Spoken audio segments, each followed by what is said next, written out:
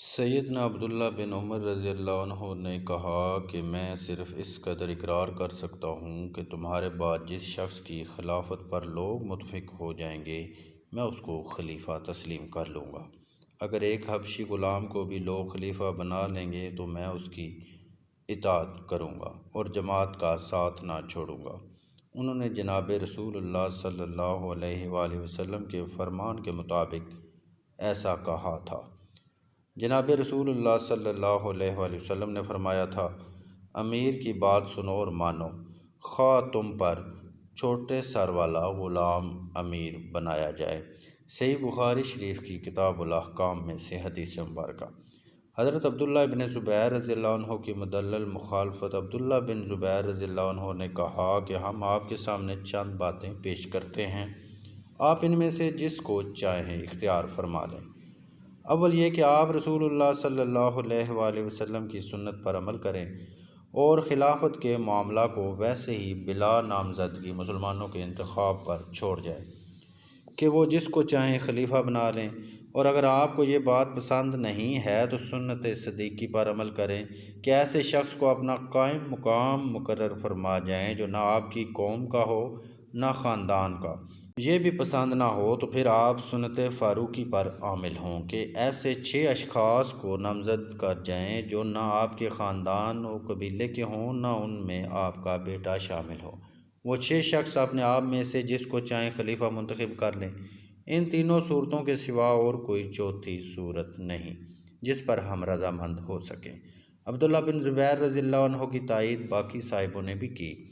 سیدنا امیر معاویہ رضی اللہ عنہ نے حج سے فارغ ہو کر مذکورہ حضرات کے سوا باقی تمام اہل مکہ سے یزید کی ولی عہدی کے متعلق بیعت لی اور لوگوں کو اپنی جود و عطا سے مالا مال کیا۔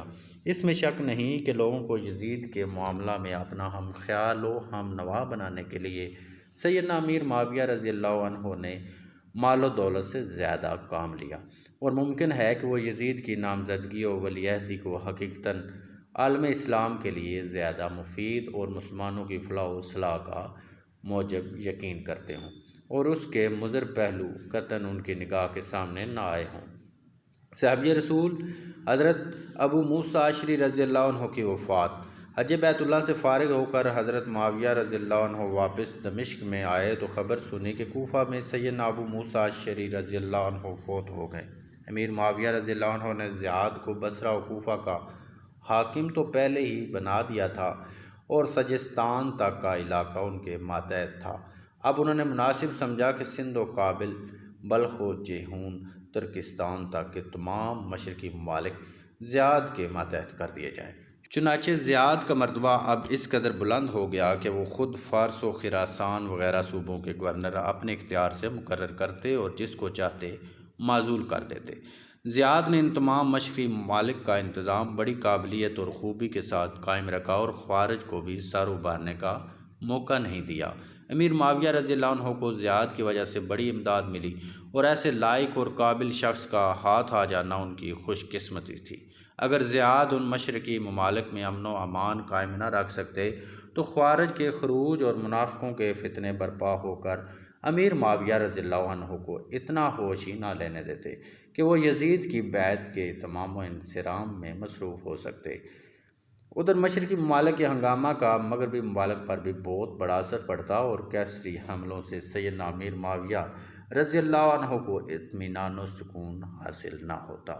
مصر اور افریقہ وغیرہ کا حاکم امیر معاویہ رضی اللہ عنہ نے مسلمہ بن مخلد کو عبداللہ بن عمر رضی اللہ عنہما کے بعد مقرر فرمایا تھا۔ حضرت عقبہ بن نافع فہری جو طرابلس الغرب اور الجیریا مراکو کی طرف پیش قدمی کر رہے تھے اور جن کو امیر معاویہ رضی اللہ عنہ نے خود اس مہم پر نامزد و مامور فرما کر روانہ کیا تھا، ابن مسلمہ بن مخلد گورنر مصر کے ماتحت کر دیے گئے تھے۔ مدینہ میں مروان بن حکم اور مکہ میں سعید بن العاص رضی اللہ عنہ حاکم تھے۔ شام و فلسطین براہ راست امیر معاویہ رضی اللہ عنہ کے زیر انتظام تھے۔ ادھر عقبہ بن نافع فہری نے شمالی افریقہ کی ضرورتوں کو مد نظر رکھ کر ایک جنگل کو صاف کر کے شہر کیروان کی آبادی کا سنگ بنیاد رکھا۔ افریقہ کے لیے کیروان کی فوجی چھاؤنی ایسی ضروری تھی جیسے عراق کے لیے بصرہ و کوفہ۔ سن 55 ہجری میں کیروان کی آبادی پایا تکمیل کو پہنچی تھی کہ مسلمہ بن مخلد نے عقبہ بن نافع کو معزول کر کے ان کی جگہ اپنے ایک غلام ابو المہاجر کو سپہ سالار مقرر کر دیا۔ عقبہ بن نافع دمشق میں امیر معاویہ رضی اللہ عنہ کے پاس چلے آئے۔ مروان، سعید اور عقبہ وغیرہ کئی صاحب الرائے اور صاحب عزم و ہمت سرداروں کے دمشق میں موجود ہو جانے اور زیاد بن ابی سفیان رضی اللہ عنہما کے اکثر بلاد اسلامیہ پر مستولی ہو جانے کے بعد سن 53 میں یزید کی ولی عہدی کے لیے تمام عالم اسلام میں عالموں کی معرفت بیعت عام لی گئی۔ صرف 3-4 شخص یعنی حضرت عبداللہ بن زبیر اور حضرت حسین بن علی رضی اللہ عنہم وغیرہ نے بیعت نہیں کی۔ ان لوگوں کو امیر معاویہ رضی اللہ عنہ نے ان کے حال پر چھوڑ دیا اور زیادہ مجبور کرنا مناسب نہیں سمجھا۔ سن 53 ہجری میں زیاد بن ابی سفیان رضی اللہ عنہ مرض طاعون سے فوت ہوئے اور سیدنا امیر معاویہ رضی اللہ عنہ کو ان کے فوت ہونے کا سخت ملال ہوا۔ زیاد نے امیر معاویہ رضی اللہ عنہ سے فرمائش کی تھی کہ مجھ کو عراق و فارس کے علاوہ حجاز و عرب کی حکومت عطا کی جائے۔ امیر معاویہ رضی اللہ عنہ نے اس فرمائش اور خواہش کو منظور کر لیا، لیکن اہل حجاز اس خبر کو سن کر خائف ہوئے اور عبداللہ بن عمر رضی اللہ عنہ کے پاس گئے کہ زیاد کی حکومت سے کس طرح محفوظ رہیں۔ انہوں نے قبلہ رو ہو کر دعا کی، سب نے آمین کہی۔ اس دعا کا نتیجہ یہ ہوا کہ زیاد کی انگلی میں ایک دانہ نکلا اور اسی میں وہ فوت ہوئے۔ زیاد نے کوفہ کے اندر ماہ رمضان المبارک میں وفات پائی۔ زیاد نے کوفہ کی حکومت اپنی طرف سے عبداللہ بن خالد بن اسید کو سپرد کر دی تھی۔ زیاد کی وفات کے وقت اس کے بیٹے عبید اللہ بن زیاد کی عمر 25 سال کی تھی۔ امیر معاویہ رضی اللہ عنہ نے کہا کہ تمہارے باپ نے کس کس کو کہاں کہاں کی حکومت عطا کی؟ عبید اللہ نے کہا کہ سمرہ بن جندب رضی اللہ عنہ کو بصرہ کی حکومت اور عبید اللہ بن خالد بن اسید کو کوفہ کی۔ امیر معاویہ رضی اللہ عنہ نے کہا تمہیں کہاں کی حکومت دی تھی؟ عبید اللہ نے کہا مجھ کو کہیں کی حکومت سپرد نہیں کی۔ معاویہ رضی اللہ عنہ نے فرمایا کہ جب تمہارے باپ نے تم کو کہیں کی حکومت نہیں دی تو پھر میں بھی تم کو کہیں کا حاکم مقرر نہ کروں گا۔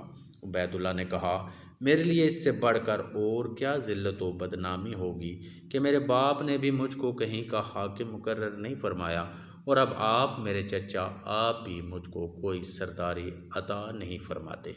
امیر معاویہ رضی اللہ عنہ نے کچھ سوچ کر اور عبید اللہ کو قابل پا کر بصرہ و خراسان و فارس کا اعلیٰ حاکم مقرر فرما دیا۔ سعید بن عثمان رضی اللہ عنہ بن عفان نے یزید کی ولی عہدی کی بیعت کر لی تھی۔ جب ان کو معلوم ہوا کہ عبداللہ بن زبیر رضی اللہ عنہ، عبداللہ بن عباس رضی اللہ عنہ، حسین بن علی رضی اللہ عنہ وغیرہ نے بیعت نہیں کی تو انہوں نے کہا کہ میرا باپ ان لوگوں کے باپ سے کم نہ تھا، میں نے ناحق یزید کے لیے بیعت کی۔ پھر انہوں نے امیر معاویہ رضی اللہ عنہ کی خدمت میں حاضر ہو کر عرض کیا کہ میرے باپ نے آپ کے ساتھ کوئی برائی نہیں کی تھی، بتائیے آپ نے مجھ پر کیا احسان کیا؟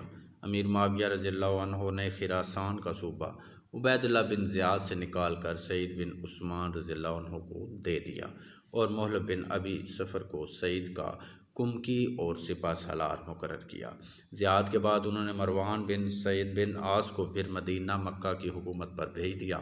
زیاد بن ابی سفیان رضی اللہ عنہ کے فوت ہوتے ہی خارجیوں نے پھر سر اٹھایا اور عبید اللہ بن زیاد کو بصرہ کا حاکم مقرر ہوتے ہی اول خارجیوں سے مارکا آرا ہونا پڑا۔